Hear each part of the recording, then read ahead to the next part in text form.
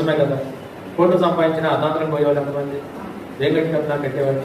10 కోట్లు తీసుకెళ్తున్నారా? అవి నేను వెళ్ళిపోతున్నాను, 5 కోట్లు పెట్టే సూట్ కేసు నేను వెళ్ళేటప్పుడు నేను తీసుకెళ్తున్నాను. అక్కడ ఇచ్చి పంపించిపోయేవాళ్ళు, 500 తీసుకెళ్ళచ్చు. వెళ్ళేవాళ్ళు ఖచ్చితంగా కుదరదుగా, సాధ్యం కాదుగా, అవకాశం లేదుగా. అమ్మా పోయేవాడు అందరూ వచ్చేదితో పోతున్నాడా లేదా? అసలు చేతి వచ్చేది అంటారేంటి అనేది? ఆత్మాత్మ కదా పైకి పోయేది. ఏం పోతుంది? శరీరం అంతా పెట్టేవాళ్ళు పెట్టిపోతుంది, కట్టేవాళ్ళు కట్టిపోతుందా లేదా? అవునా కదా? వీటి దాన్ని పోతున్నా పెట్టేట్టు. అందుకని రోజున ప్రభు మాటలు గొప్పవి, దేవుని మాటలు నిజంగా మనకు ఆధారం. ప్రభు చెప్తున్న మాట ఈ రోజున ఒకటి కలిగి విస్తరించలేదు వారి జీవానికి మనం కాదు. ఎవరు మన ఆధారం? జీవానికి ఆధారం అని చెప్పండి. అదే జీవానికి ఆధారం ఎవరు? ఇవాళ మనం శుభ్రంగా బతకట్టాలంటే దేవుడు ఆధారంగా ఉంటుంది.